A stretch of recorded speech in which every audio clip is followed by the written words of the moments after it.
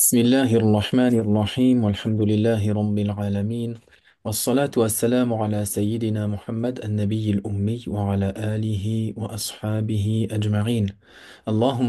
اللهم إنا نستهديك لأرشاد أمرنا وزدنا علما ينفعنا. أما بعد, nous continuons notre assise dans ce deuxième cours à partir du livre Manar al-Salikin wa Hikamu al-Arifin.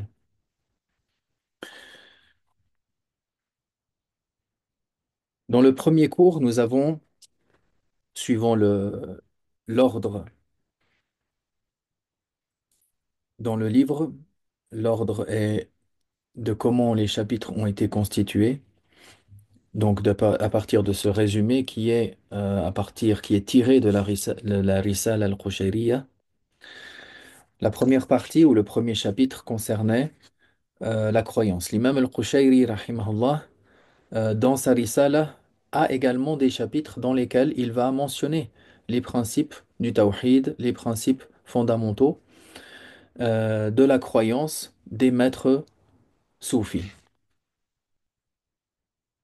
قال باب التوبة. Maintenant, il mentionne un chapitre concernant at-tawbah, qu'on pourrait traduire par la repentance ou le repentir. At-tawbah, le repentir ici, c'est la première des étapes. C'est la première des premières stations de parmi les stations spirituelles dans le tasawwuf. وقال سهل سهل ابن عبد الله رضي الله عنه التوبة ترك التسويف. Alors, Sahl ibn Abdillah, radiallahu anhu, il a dit, le repentir consiste à renoncer à la procrastination. La procrastination, c'est remettre à plus tard. Taswif, comme si la personne dit Sawfa atruk, Sawfa usalli. Plus tard, je prie, plus tard, je délaisse cette chose-là, cette mauvaise chose. Plus tard, plus tard, plus tard. À la base, dans la terminologie religieuse, dans Shar'an, jurisprudentiellement, du point de vue de la jurisprudence, alors, non, alors jurisprudentiellement, at-tawbah, c'est le repentir du point de vue des fautes, du point de vue des péchés. C'est-à-dire que la personne, lorsqu'il veut se repentir, il doit avoir, il doit faire at-tawbah.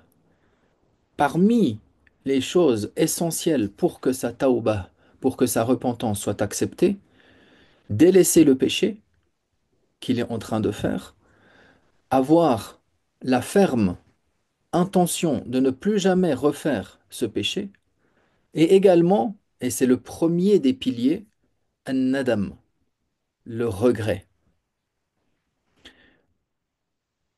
At-tawbah, c'est pas seulement prendre la subha et dire astaghfirullah, astaghfirullah, astaghfirullah, astaghfirullah, etc. Le prophète, alayhi salatu wassalam, il a dit an-nadamu tawbah.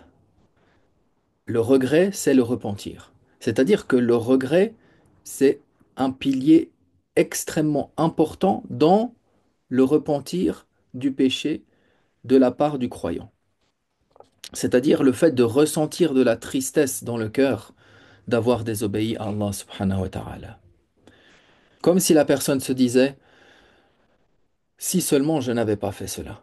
Et il regrette. Il a ce regret.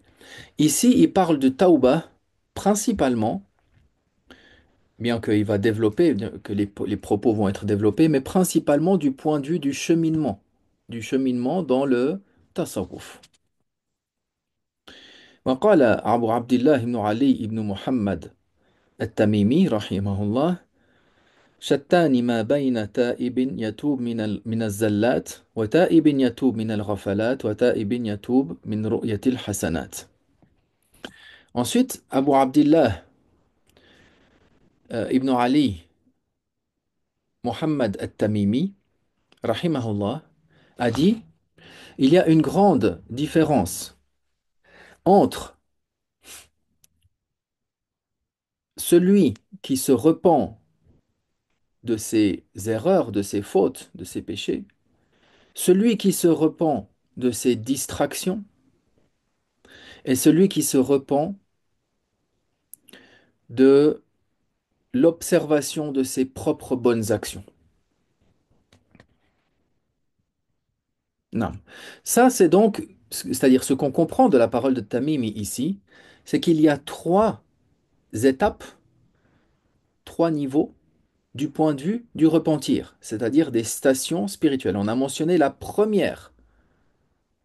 Il y a la première, qui est de repentir de ses fautes. Comme on a mentionné, c'est la première de parmi les étapes dans le tasawwuf. La personne ne va pas se dire je prends le chemin du tasawwuf, c'est-à-dire, comme on l'a mentionné dans le cours d'hier, le fait de faire que chaque acte, chaque parole, chaque chose soit faite avec une intention lillah. Forcément, ça commence par un repentir de ses erreurs, de ses péchés. La personne ne va pas commencer à cheminer alors qu'elle fait des péchés et que ne s'en repent pas et qu'elle y revient, etc. Donc, on distingue ici, comme on l'a dit, trois niveaux, trois stations spirituelles, des maqamat.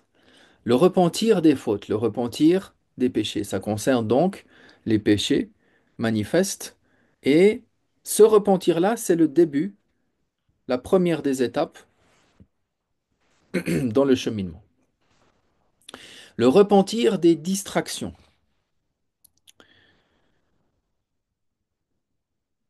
Al-Ghafalat.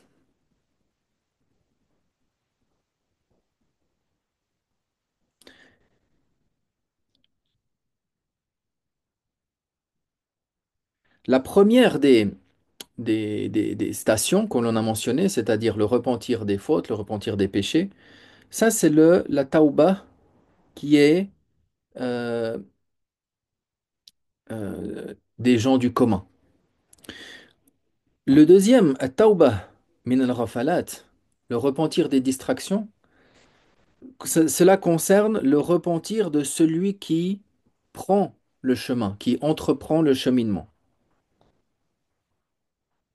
C'est-à-dire, lui, il va se repentir des distractions. C'est-à-dire que il va purifier son âme de tout ce qui le préoccupe, de tout ce qui le détourne d'Allah subhanahu wa ta'ala. Ici, même si c'est pas quelque chose qui forcément implique un péché, comme on l'a mentionné précédemment.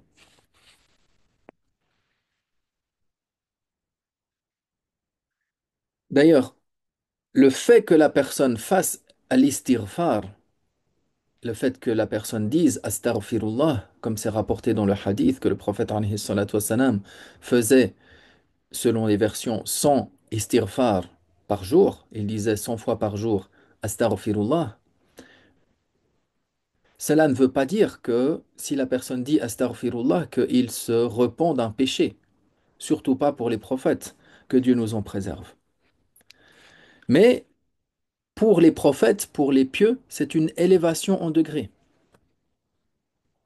Donc ici, le repentir des distractions, c'est le fait de délaisser tout ce qui préoccupe la personne, qui le fait penser et qui le fait penser, qui le préoccupe d'autre chose qu'Allah. C'est ça qui est voulu donc dans ce repentir ici. Ensuite, il mentionne le repentir de la vision des bonnes actions. Ça concerne le degré des arifin, des grands savants, des saints soufis. C'est le degré des qu'on appelle les gnostiques, arifoun.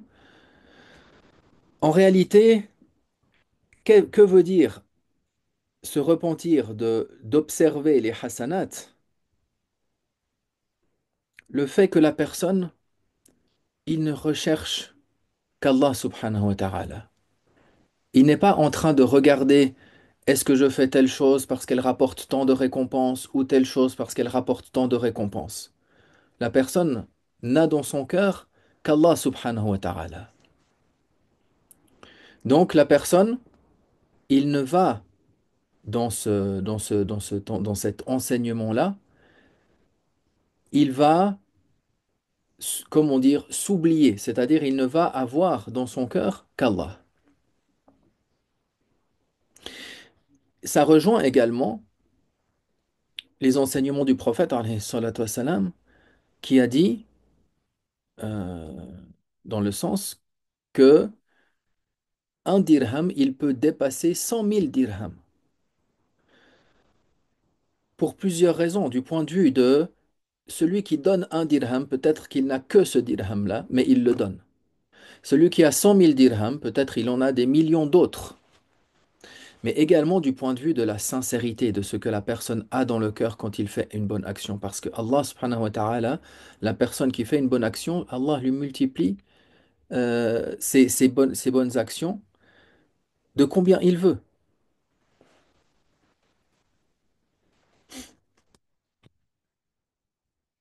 Puis il cite le chapitre Al-Mujahada, l'effort spirituel. قال أبو علي الدقاق رحمه الله وهو أول شيخ الإمام القشيري رحمه الله. L'imam Abu Ali ad-Daqqaq, c'était le premier cheikh dans le tasawwuf de l'imam al-Qushayri, rahimahullah. Il a dit: من لم يكن له في بداية قومه لم يكن له في نهاية جلسة. Il dit que celui qui n'a pas de une stabilité, si on veut, un redressement dans son début ou dès le début de son cheminement, alors il ne va pas à la fin trouver de stabilité. Donc, ce qu'on comprend, ce qu'il faut comprendre de ce que nous comprenons de cela, c'est que pour avoir l'agrément d'Allah, également, ça passe par certaines étapes. Délaisser les interdits. Celui qui délaisse les interdits, il est appelé pieux, taqi. Tarku al-makruhat wal-shubuhat. Celui qui va délaisser non seulement les péchés, mais qui va également délaisser les choses qui sont makrouh, les choses qui sont blâmables et les choses qui sont douteuses. Celui-là, il est appelé wari'an. Il aura une euh, piété scrupuleuse, c'est-à-dire qu'il aura davantage d'attitude précautionneuse dans sa piété.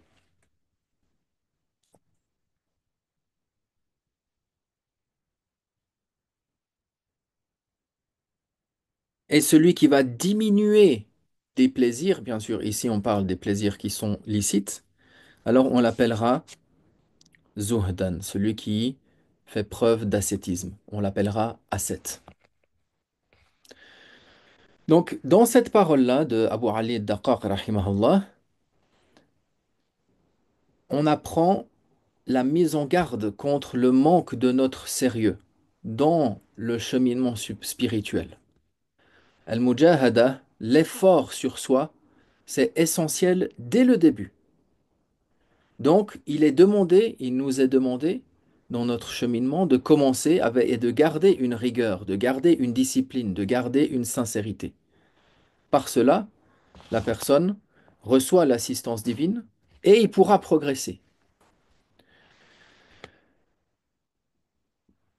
De cette parole également, on comprend que celui qui n'aura pas cette stabilité-là, ce redressement-là, dès le début, dès les premières étapes, alors il aura du mal par la suite à pouvoir atteindre cette stabilité intérieure.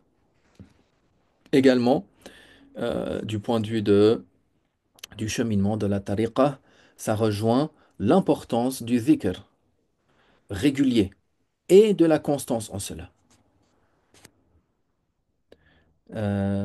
L'imam Abu al-Hassan al-Shadhili, radiyallahu anhu, il insistait beaucoup sur le fait que le disciple, dès le début, il doit avoir une pratique qui est ferme du rappel d'Allah et un cœur qui est toujours tourné vers lui, pour ne pas tomber dans cette instabilité, dans une dispersion. Bien sûr, il est également demandé que la personne chemine à son rythme, c'est-à-dire qu'il ne va pas se dire, ah, j'ai beaucoup de motivation aujourd'hui, je vais faire 1000 salat ala nabi, je vais faire 1000 la ilaha illallah, je vais faire 1000 astaghfirullah, je vais faire 1000 subhanallah walhamdulillah wa la ilaha illallah wallahu akbar. Et ça passe une semaine, 2 semaines passent, mais après, l'occupation, la maladie, les difficultés peuvent le rendre difficile. Un acte qui est agréé, c'est un acte qui perdure. C'est pour cela que la personne commence même en faisant peu.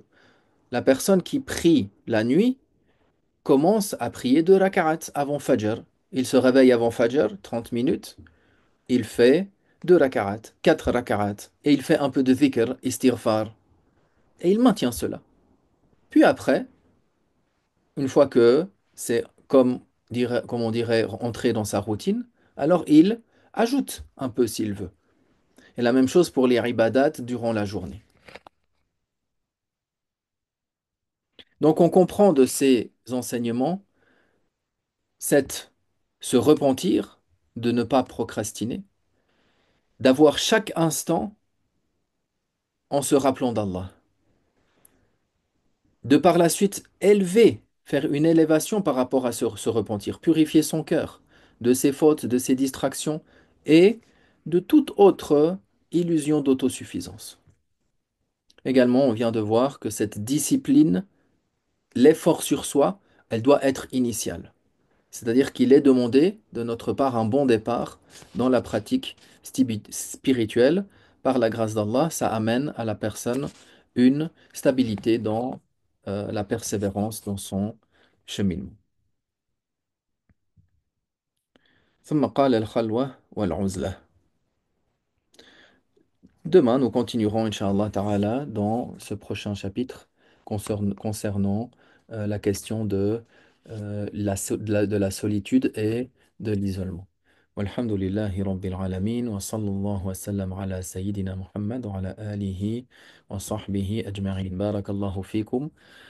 Qu'Allah Ta'ala vous récompense. Allahumma innaka afuwun karim tuhibbul afwa fa'fu anna. Ne nous oubliez pas dans Amin le wa Coran. iyyakum, cher. Barakallahu fikum. Et profitez de ces nuits. Nous sommes dans les 10 dernières nuits. Nous sommes une nuit impaire. Profitez de faire beaucoup d'invocations, de faire des prières, de faire des, euh, des lectures, du sujoud, des invocations. Et on se retrouve demain, Inch'Allah ta'ala. Wassalamu alaikum wa rahmatullahi wa barakatuh.